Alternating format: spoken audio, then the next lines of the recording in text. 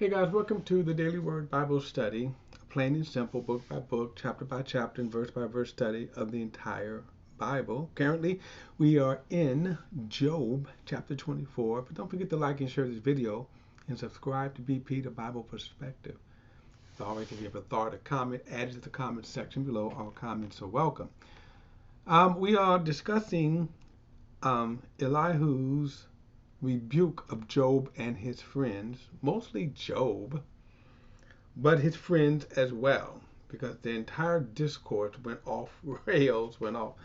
When, in a sense, they didn't know what they were talking about, and they began to let accusations fly in which they had no knowledge.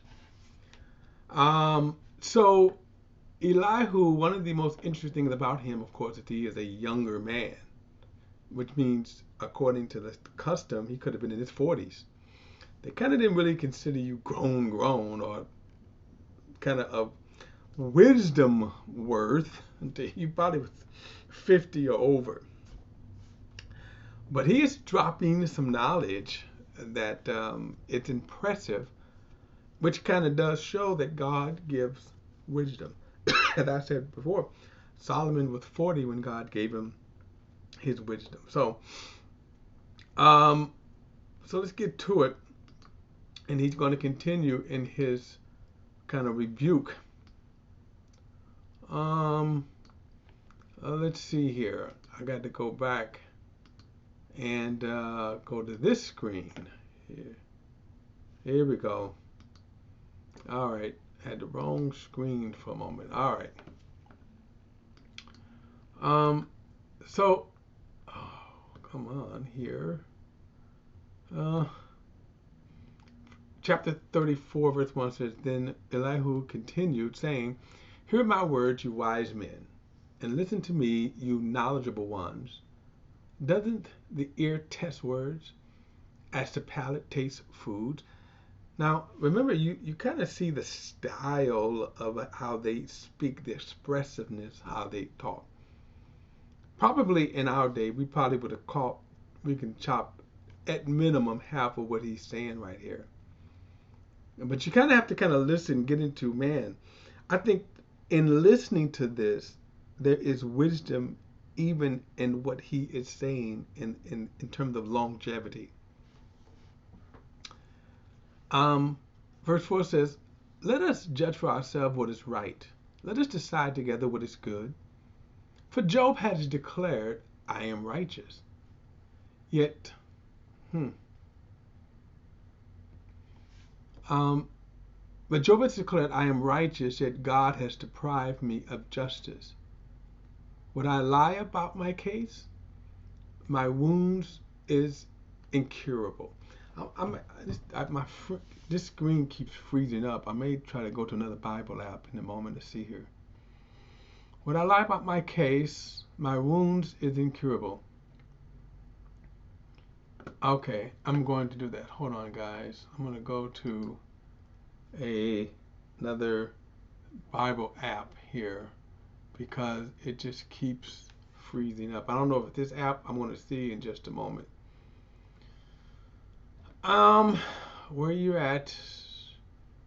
Let's try this one here.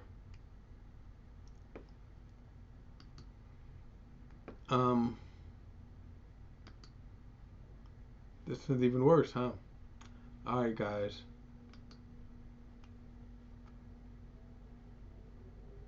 All right, here we go.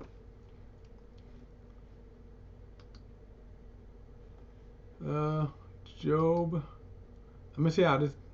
My computer screen is what's been acting up, so I'm going to see how this one acts here.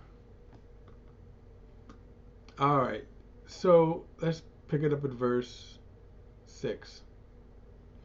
But I lie about my case, my wound is incurable, though I am without transgression. What man is like Job? He drinks derision like water. Derision like water. He keeps company with evildoers and walks with wicked men. For he has said, a man gains nothing when he becomes God's friend. Now he's kind of talking here, um, kind of poking at Job. Um, so in other words, this is not an accusation here. Um, verse 10, therefore listen to me, you men of understanding. It is impossible for God to do wrong and for the Almighty to act unjustly.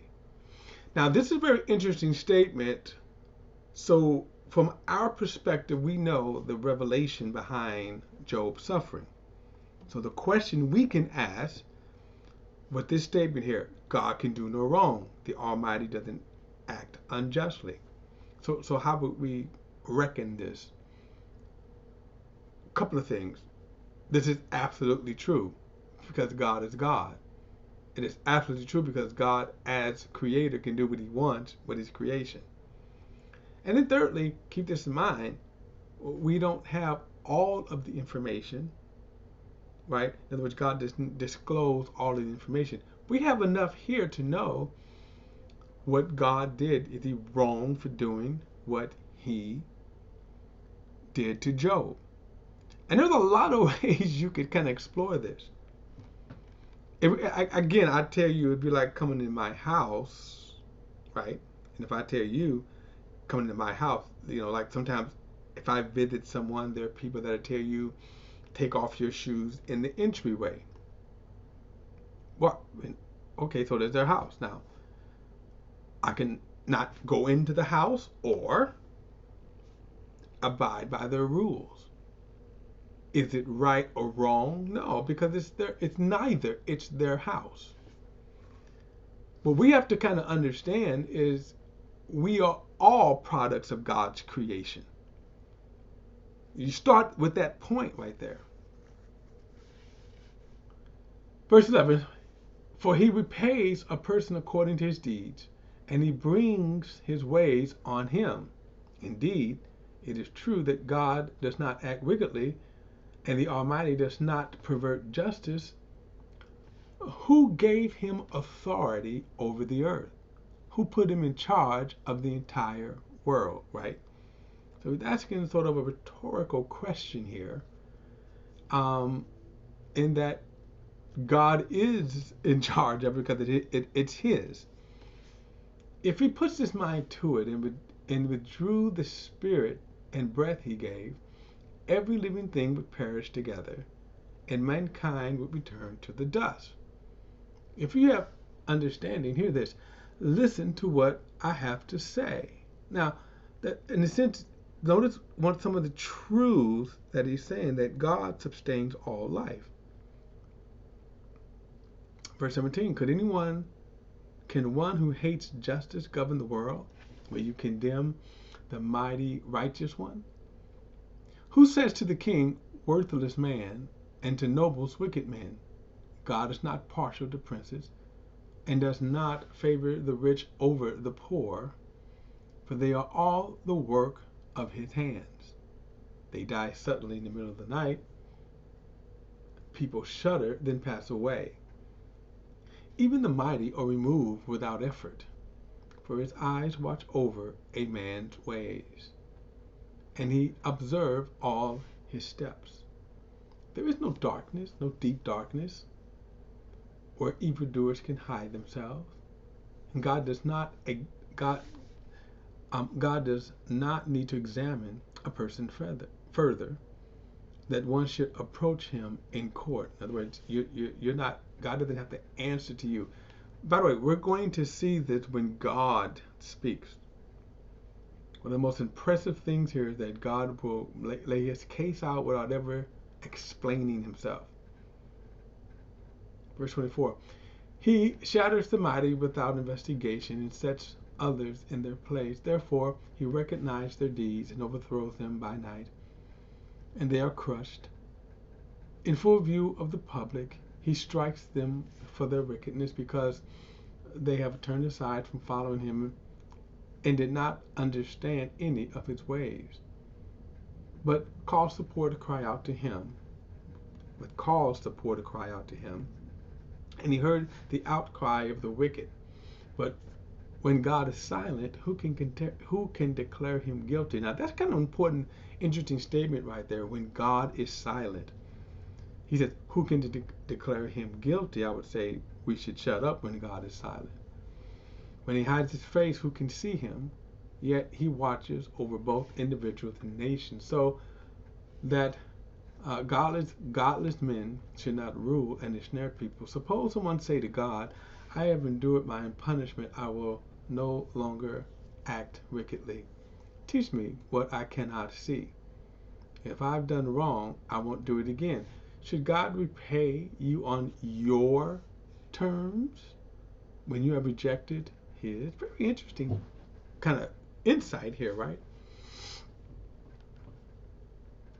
In other words, will God repay you on your terms? He says, you must choose, not I.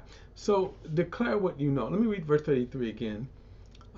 Should God repay you on your terms when you have rejected his?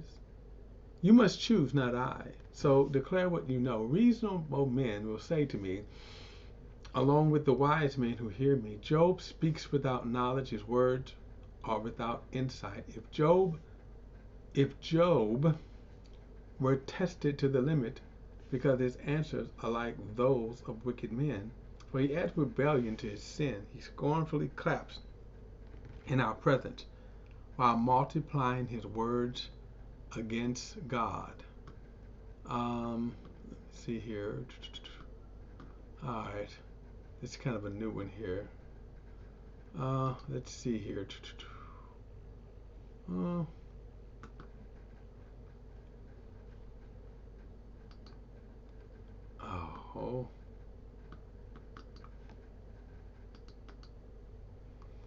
All right. Chapter 35. Then Elihu continued, saying, do you ever think it is just when you say, I am righteous before God? For you ask, what does it profit you, and what benefit comes to me if I do not sin? I will answer you, and your friends with you. Look at the heavens and see. Gaze at the clouds high above you. If you sin, how does it affect God? If you multiply your transgressions, what does it do to him? If you are righteous, what do you give him? Or what does he receive from your hand? Your wickedness affects a person like yourself, and your righteousness another human being. People cry out because of severe oppression, and they shout for help because of the arm of the mighty. But no one asks, where is God my maker, who provides us with song in the night, who gives us more understanding than the animals of the earth, and makes us wiser than the birds of the sky. They cry out, but he doesn't answer because of the pride of evil men. Instead, God does not listen to the empty cries, and the Almighty does not take note of it. How much less when you complain that you do not see him, that your case is before him and you are waiting for him. But now, because God's anger doesn't punish and he does not pay attention to transgression, Job opens his mouth in vain and multiplies words without knowledge. All right, chapter 36. Eli continued saying, be patient with me a little longer, and I will inform you. For there is still more to be said on God's behalf. I will get my knowledge from a distant place and ascribe justice to my Maker. For my arguments are without flaw. One who has perfect knowledge is with you. Yes, God is mighty, but he despises no one. He understands all things. He does not keep the wicked alive, but he gives justice to the afflicted. He does not remove his gaze from the righteous, but he seats them forever with enthroned kings, and they are exalted. If people are bound with chains and trapped by cords of affliction, God tells them what they have done. and how arrogantly they have transgressed. He opens their ears to correction and insists they repent from iniquity. If they serve him obediently, they will end their days in prosperity and their years in happiness. Now, he's speaking from his perspective because we do know that this is not always true in every case. He says, but if they do not obey, they will cross the river of death and die without knowledge. Those who have godless heart harbor anger even where God binds them. They do not cry for help. They die in their youth. Their life ends among the male cult prostitutes. God rescues the afflicted by their affliction. Now, the male prostitutes, by the way, were these homosexual prostitutes in pagan temples. God rescues the afflicted by their affliction. He instructs them by their torment. Indeed, he lures you from the jaws of distress to a spacious and unconfined place. Your table was spread with choice food, yet now you are obsessed with judgment due to the wicked. Judgment and justice have seized you. Be careful, no one leads you with riches, and do not let large ransom lead you astray. Can your wealth or all your physical exertions keep you from distress? Do not long for the night when nations will appear from their places. Be careful that you do not turn iniquity, for that is what you have been tested by affliction. Let me read that again. Be careful that you do not turn to iniquity, for that is why you have been tested by affliction. Now, kind of interesting because I don't know exactly how he knows that, but that is kind of somewhat true that Satan was trying to tempt him. Remember, trying to get him to curse God, and that would have been wickedness. Look, God shows himself exalted by his power. Who is a teacher like him? Who has appointed his way for him? Who has declared you have done wrong? Remember that you should praise his work. Which people have sung about him? All mankind has seen it. People have looked at it from a distance. Yes, God is exalted beyond our knowledge, and the number of his years cannot be counted, for he makes the wardrobe. He makes the water drops evaporate. They distill the rain into his mist, which the clouds pour out and shower abundantly on man.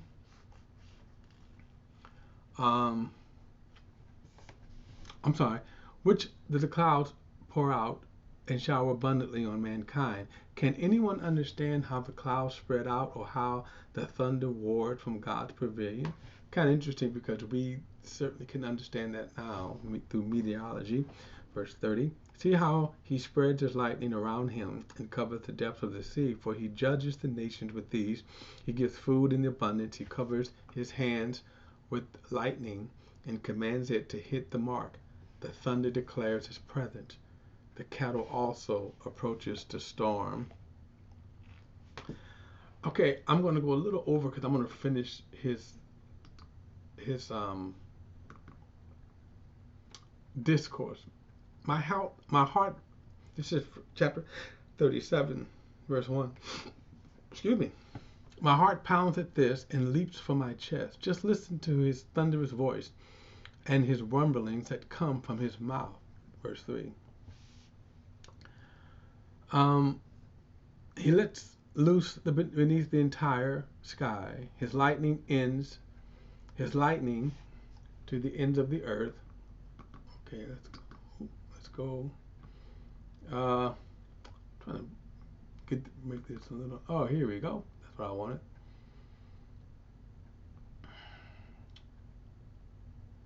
Verse 4. Then there comes a roaring sound. God thunders with his majestic voice. He does not restrain the lightning when his rumbling voice is heard. God thunders marvelously with his voice. He does great things that we cannot comprehend. For he says to the snow, fall to the earth, and to the torrential rains, his mighty torrential rains. Fall from the earth, and the torrential rains, his mighty torrential rains, serve as a sign to all mankind, so that all men may know his work, The wild animals enter their lairs to stay in their dens. The windstorms come from its chambers, and the cold from its driving north winds. Ice is formed by the breath of God, and the watery expanse are frozen. He saturates the clouds with moisture and scatters his lightning through them. They swirl about, turning around and around at his direction, accomplishing everything he commands them over the surface of the inhabited world. He causes this to happen for punishment, for his lands, for his faithful love. Listen to this, Job. Stop and consider God's wonders. Do you know how God directs his clouds and makes their lightning flash? Do you understand how the clouds float, those wonderful works of him, and who has perfect knowledge? You, whose clothes get hot when the south wind brings calm to the lands, can you help God spread out the skies as hard as cast metal? I'm sorry. Can you help God spread out the skies as hard as the cast metal mirror? Teach us what we should say to him. We cannot prepare our case because of our darkness. Should he be told that I want to speak? Should he be told that I want to speak? Can man speak when he is confused? Now, men cannot even look at the sun when it is in the skies after the winds have swept through and cleared them away. Yet out of the north he comes, shrouded in a golden glow. Awesome majesty surrounds him. The Almighty, we cannot reach him. He is exalted in power. He will not oppress justice and abundance of righteousness. Therefore, men fear him. He does not look favorably on any who is wise in heart. All right, I wanted to finish this because that kind of concludes Elihu's rebuke of Job and his friends, mostly Job, as you can see. And it's kind of, again, the kind of style of language is very interesting. As you can see how expressive they are. But they convey, again, the majesty to me of God, the majesty. All right, guys. We'll pick this up in the next study when God speaks. All right, don't forget to like and share this video and subscribe to BP the Bible Perspective. And as always, if you have a thought or comment, add it to the comments section below. All comments are welcome. Don't forget to hit that subscribe button. See you in the next study.